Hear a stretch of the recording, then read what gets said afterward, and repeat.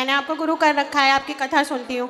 पहले मुझे काफ़ी मतलब दिमाग में बहुत ज़्यादा टेंशन रहती थी, बहुत ज़्यादा मतलब परेशान रहती थी, ये लगता था कि मैं डिप्रेशन में जा रही हूँ। मगर जब से गुरुजी मैंने आपकी कथा सुनी है तब से मुझे काफ़ी रिलैक्स मिला है, काफ़ी आराम मिला है। और मतलब सुबह मेरे पास में काफ़ी काम रहता है, फिर भी मैं टीवी चला के आपकी कथा काम करते करते सुनती रहती हूँ, ध्यान मेरा उसी पे रहता है। और दूसरी चीज़ गुरुजी, मेरा प्रश्न ये है कि जैसे मैं लड्डू गोपाल ले गई हूँ यहाँ से, उनकी सेवा भी करती हूँ, मगर थोड़ा बहुत भी अगर जो मेरे से हो जाता है कुछ गलत, तो मेरे दिमाग में वो गुरुजी टेंशन बनी रहती है। ऐसा क्यों? बेचैनी जैसी रहती है। ऐसा सबके साथ होता है कि कुछ होगा तो वो दिमाग पे प्रभाव डालता है, लेकिन आप सत्संग से जुड़े हैं, सत्संग करेंगे, धीरे धीरे अपने मन को पक्का कीजिए, अपने मन को सबसे हटाकर भगवान से जोड़िए, तो आप देख पाएंगे कि आपका मन बिल्कुल स्ट्रांग हो चुका होगा और आपका मन जल्दी से व्याकुल नहीं होगा, किसी चीज के लिए परेशान नहीं होगा। नहीं, वो तो क्या कहते हैं गुरुजी, काफ़ी फ़र्क है। मगर ये है ना, जैसे मैं रात में भी सोती हूँ श्रीमन नारायण का नाम लेके और जपती रहती हूँ, मुझे कभी कभी इस चीज़ का भी एहसास होता है गुरुजी। और मैंने लड्डू गोपाल भी अपने मतलब रख रखे हैं, मैं उन्हीं के सामने हाथ जोड़ के ही मतलब वो करके, मगर फिर भी गुरुजी बेचैनी जैसी कभी कभी। कोई बात नहीं, अभी कुछ परसेंट आपको कथा से आराम मिला ना। हाँ जी। फिर आगे भी भगवान की कथा कंटिन्यू सुनते रहिए।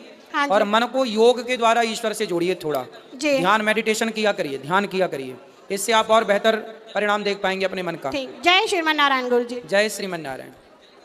गुरुजी राधे राधे जी। मैं दिल्ली से आई हूँ और मैं बहुत बड़ी भक्त हूँ आपकी। मेरी दादी आपकी कथा कभी मिस नहीं करती, वो रोज आपकी कथा सुनती है और उन्हीं को देख देख के हमने भी घर में आपकी कथा को सुनना शुरू कर दिया। तो महाराज जी, मेरा सवाल यह है कि मैं किसी भी चीज़ के बारे में बहुत ज़्यादा सोचती हूँ, मतलब पढ़ाई है या मेरी नौकरी का सवाल है या कोई भी ऐसा कोई भी विषय हो, मैं बहुत ज़्यादा सोचने लग जाती हूँ और इस वजह से मुझे बहुत टेंशन भी होता है। तो मैं इसका जवाब चाहती हूँ आपसे। कितनी उम्र है बेटा आपकी? महाराज जी, मेरी उम्र 19 साल है। 19 साल की लड़की नौकरी के बारे में सोच रही है? हाँ जी। है ना? देखो, मैकाले की शिक्षा ने सबको नौकर बना दिया, जो नौकर अभी नहीं बने वो नौकर बनने के सपने देख रहे हैं। बेटा, आप पढ़े लिखे हो, हाँ, तो नौकर क्यों बनना है? महाराज जी, पिछले साल जब मैं 18 साल की हुई थी, उस टाइम पे मैंने एयरफोर्स का पेपर सब कुछ निकाल लिया था, लेकिन अंतिम समय में जा करके मेरा 1 या 2 नंबर से रह गया था और उस बात का दुख मुझे अभी तक है। अच्छा, हाँ, आपने कोई बिजनेस करने का सोचा है? हाँ जी, सोचा है, लेकिन अगर नौकरी नहीं हुई तो? मतलब बिजनेस को दूसरे नंबर पे रखा है, नौकरी को मतलब नौकर बनना ये पहले नंबर पे रखा है, मालिक बनने को दूसरे नंबर पे रखा है, इसलिए आप नौकर ही बन पाओगे, मालिक नहीं बन पाओगे। महाराज जी, बिजनेस करने के लिए हमें इन्वेस्टमेंट की जरूरत होती है। बेटा, यही तो थिंकिंग मैकाले ने घुसा दी तुम्हारे दिमाग में, उल्टी सीधी। बिजनेस करने के लिए दिमाग चाहिए, पैसा बाद में होगा जब होगा। दिमाग से कार्य होता है, बिजनेस कहाँ से चल रहा है? धन्यवाद गुरुजी। काय का धन्यवाद? किस बात का धन्यवाद बताओ? अब मैं इसके बारे में ही सोचूंगी ज्यादा। किसके बारे में? बिजनेस के बारे में, और नौकरी की तरफ मेरा ध्यान रहेगा, लेकिन मेरा दूसरे नंबर पे नौकरी को दूसरे नंबर पे, पहले नंबर पे बिजनेस व्यापार। आजकल लड़कियां कितना काम कर रही हैं। हाँ जी। बिजनेस कर रही हैं, व्यापार कर रही हैं, खुद का अपना ब्रांड तैयार कर रही हैं। हाँ जी। और करोड़ों कमा रही हैं लड़कियां, बहन बेटियां, और तुम बताओ नौकरी के पीछे भाग रही हो। नौकर क्यों बनना किसी का? मालिक बनो बिंदास, 10 लोगों को नौकरियां दो, 50 लोगों को नौकरियां दो, सारे पढ़े लिखे लोग आपके घर में नौकरी करें, ऐसे दिन लाओ, तब देश का कल्याण होगा। गुरुजी राधे राधे। राधे राधे। पठानकोट वालों की तरफ से राधे राधे गुरुजी। राधे राधे। गुरुजी, मेरी मैया आपसे बात करना चाहती हैं। कराओ। राधे राधे गुरुजी। जी। कोटि कोटि प्रणाम आपके चरणों में। खुश रहिए। गुरुजी, मेरी सहेली ने ना मुझे एक खत दिया है आपके लिए, आप पढ़कर उसको रजनी बहन को राधे राधे बोल देना। क्या दिया है? आपके लिए कुछ लिखा हुआ है उसने, गुरु मंत्र के लिए खत। ठीक है, दे दीजिएगा, पढ़ लेंगे। तो गुरुजी, मैं आपको दुपट्टा भी देना चाहती हूँ। गुरुजी, मेरे परिवार को आशीर्वाद देना। मैंने आपसे पिछले साल दिवाली को गुरु मंत्र लिया था, अब साल बाद आया, ऐसी कृपा बनाए रखना कि मैं बार बार वृंदावन आऊं। भगवान आपको बार बार बुलाएं। गुरुजी, इसी लगन से मुझे लगाए रखना। मैं आपका सत्संग रोज सुनती हूँ। मेरे पति जी पहले उन्होंने आपकी प्रश्नोत्तरी सुनी और आरती सुनी, तो उसके बाद मैं भी उसी से जुड़ गई, मेरे बच्चे भी जुड़ गए, हम चारों ने आपसे गुरु दक्षिणा ले चुके हैं। खुश रहिए, खुश रहिए। राधे राधे गुरुजी। सुखी रहिए। पंडित जी राधे राधे। बेटा, थोड़ा इस तरफ भी माइक ले जाना इनके तरफ, और ये पीले भैया कोई बात कराना। सब बैठो बैठो, पंडित जी राधे राधे। जी जी। पंडित जी, मेरा प्रश्न ये है, मैं जब पूजा करता हूँ मेरे आंखों से आंसू चूने लगता है। आंसू गिरना अच्छा है भगवान के आगे। और पंडित जी, मेरा गैस बहुत बनाता है पेट में, क्या करूँ? गैस बहुत बनाता है, कुछ खाता हूँ ना जैसे पेट में खराब हो जाता है। गैस सिलेंडर वाली? हाँ जी। गैस सिलेंडर वाली? पता नहीं, भगवान जाने।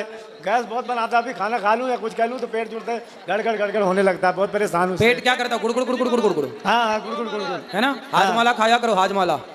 हाँ। थोड़ा योग किया करो, गुड़ गुड़ नहीं होगा। भस्त्रिका प्राणायाम किया करो। अच्छा। हाँ, कपाल भाती। हाँ ऐसे। और पंडित जी कथा सुनता हूँ आपका, बाकी सब ठीक है, आपका कृपा है भगवान। चलो अच्छा, पेट भी अच्छा हो जाएगा। बेटा पीले भैया से ही बात कराना, इनसे बात करा देना। बात करना आपको? बात करो, चलो फिर इनसे बात कराना। गुरुजी राधे राधे, जय द्वारकाधीश। जय द्वारिकाधीश। मैं सूरत गुजरात से आया हूँ जी। आपके दर्शन के लिए। थोड़ी देर पहले मैं आपसे मिला था। अब मेरे घर पे शरद पूर्णिमा गई ना, उस दिन मेरे घर पे लड़की का जन्म हुआ है। अच्छा। तो उसका नाम रखना था, आपने दिया, पर सोच मन में ये आ रही थी कि उसकी राशि है वो मीन राशि है, तो सुना है कि राशि के हिसाब से नाम रखना चाहिए, तो फिर क्या करें? तो मीन राशि में जो अक्षर आते हैं उनके हिसाब से रख लीजिएगा। आप रख के दीजिए। ठीक है, अभी देख के रख देंगे। ठीक है, धन्यवाद। हाँ चलो, इनको इस तरफ बात करा थोड़ा। ये बहन ने पत्र दिया है, ये पत्र हम पढ़े दे रहे हैं, बोलना कि सुन लेंगे। आप करने के बाद आप सबको मेरी तरफ से राधे राधे। और गुरुजी आपको मेरी तरफ से चरण वंदना। गुरुजी मैं बहुत पढ़ी लिखी नहीं हूँ, मैं आपको एक खत लिख रही हूँ, अगर इस खत में कोई गलती हो तो मुझे माफ़ करिएगा। मैं आपके आशीर्वाद से 2 बार वृंदावन आ चुकी हूँ। गुरुजी मैं गुरु मंत्र लेना चाहती हूँ। जब मैं दूसरी बार वृंदावन आई थी तब मैंने आपसे गुरु मंत्र मांगा था, तो आपने मुझे श्रीमन नारायण का मंत्र दिया था। गुरुजी मैं उस मंत्र का जाप करती हूँ, पर गुरुजी मैं चाहती हूँ कि गुरुजी मैं आपके आशीर्वाद से, राधा रानी की कृपा से फिर से वृंदावन आऊँ और अपने पति और बच्चों को साथ लाऊं। बिल्कुल आइए, स्वागत है आपका।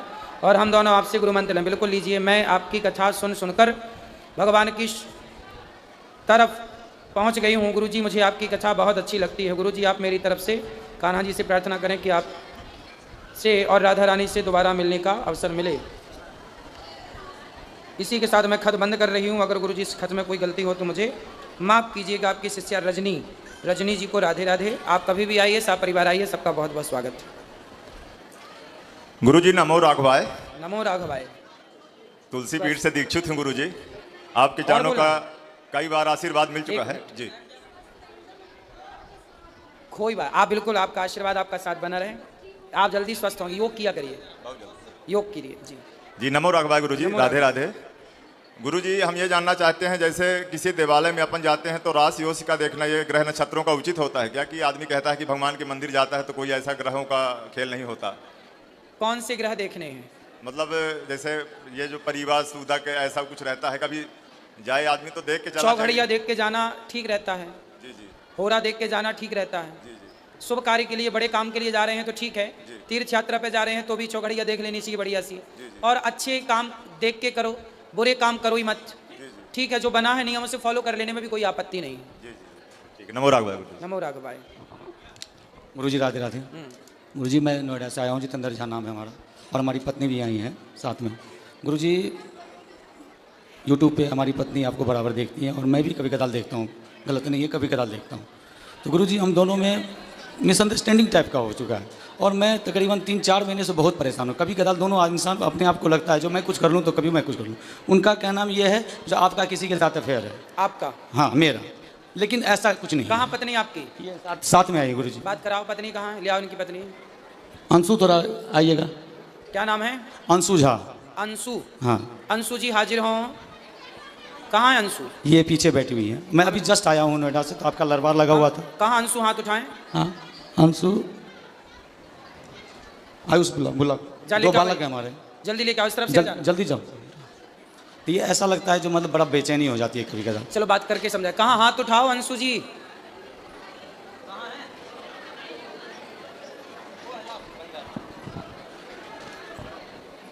और क्या समस्या है?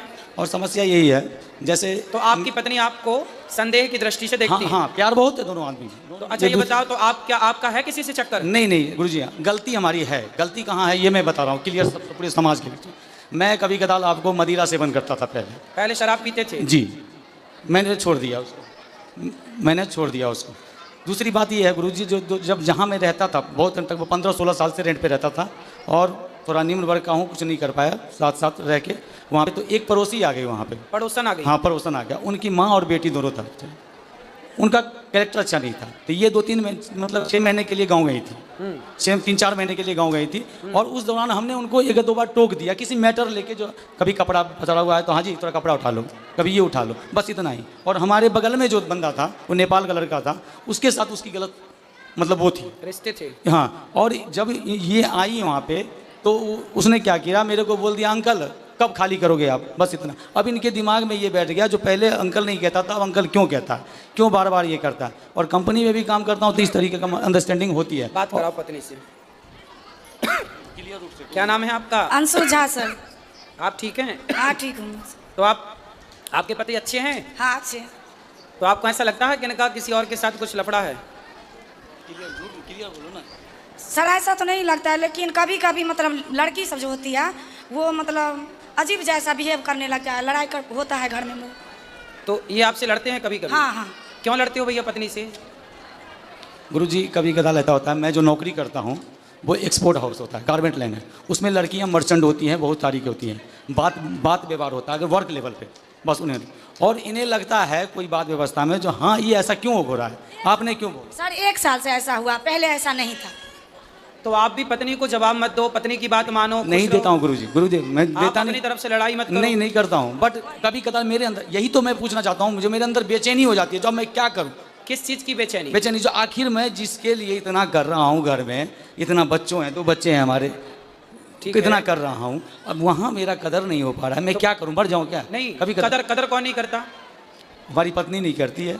बात कराओ, पति की कदर नहीं करती? हाँ करती। ये तो कह रही हैं करते हैं। अब इनका कदर करने का मतलब ये भी उद्देश्य लिए, कदर किसे कहते हैं करना? अब बताओ कदर किसे कहते हैं, बताओ ना, परिभाषा दे दो इनको। इसीलिए मन लगा हुआ था ना, हम गुरुजी के पास आए, बताओ कोई दिक्कत नहीं है।